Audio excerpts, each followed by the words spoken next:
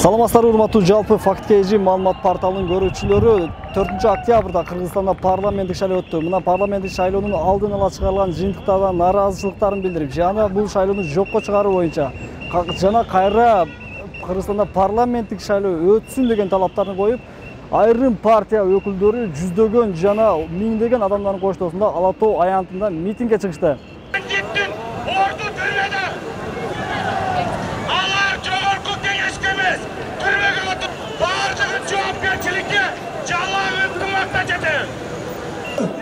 Çıramayınca paralayı, boşaltın, boşaltın, boşaltın.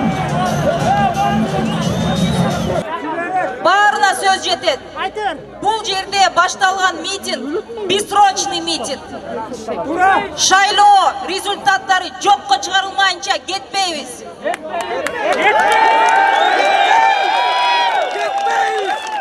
Батраимовтар Кыргызстанды сатып алдык дейт. Туурабы?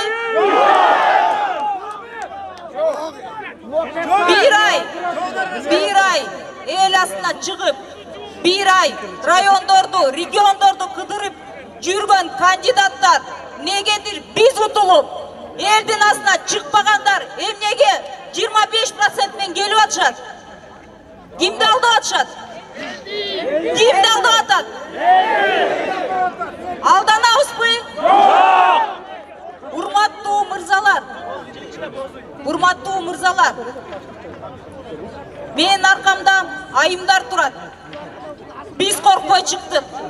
Эркектер барсыңарбы?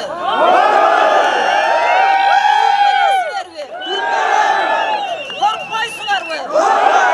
Башкача чыгып атат. Мына электрондук эсептөөчү урналар башкача маалымат чыгарды. Ал эми азыр саат 12-де чыккан колго саналган бюллетендердин саны башкача, экөө таптакыр башкача чыгып атат. Бул эсептөө билимsiz болуп калбайбы? Азыр бийлик баш айланып калды өздөрү. Анткени мыйзам бузуулар абдан көп болгон да. Анан булар да даяр бюллетендерди белгилеп туруп эле таштата беришкен.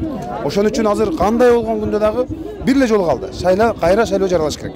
Кайра шайлоо жарыялаш керек. Анткени мыйзамсыздык учурлар көп. Жанагы подкуп массалык түрдө болгон баардыгыбыз эле таанып атабыз. Эми шайлоого катышкан, мына ушул жерге чыккан партиялардан жалпы бириксе 1 миллиондой добуш чыгат азыр бизге. Ошонун бардыгын талап кылып аткандан кийин ошого барышыбыз керек биз.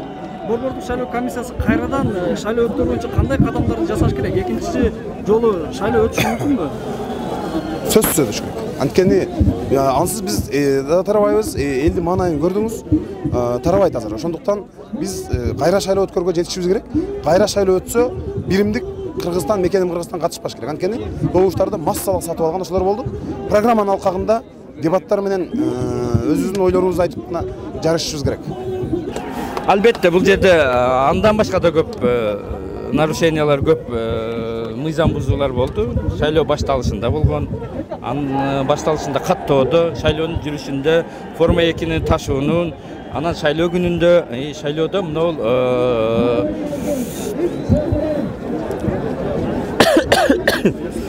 урнанын ичине чыккан менен экөөнүн автоматтын салыш экөөнүкү эки түрдүү чыгышы дагы бул күмөн жаратат.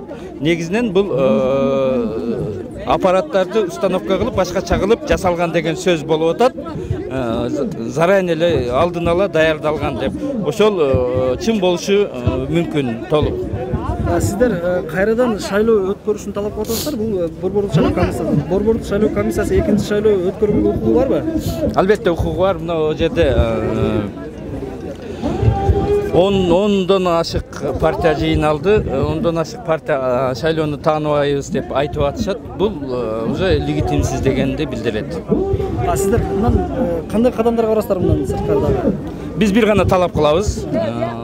Шайлоону жокко чыгарсын, жокко чыгарганга толтура негиздер бар, мыйзам бузуулар бар. Bir ay ичинде шайлоо күнү, шайлоого чейин андай мыйзам бузуулар толтура. Негиз бар, бул шайлоону жокко чыгарганга. Ушунча эл дагы бекер айтып аткан жок, ушунча партия дагы жөндөн жөн чыгып алып, кайрылуу кылып, мындай талап коюп аткан жок. Буга толук негиз бар.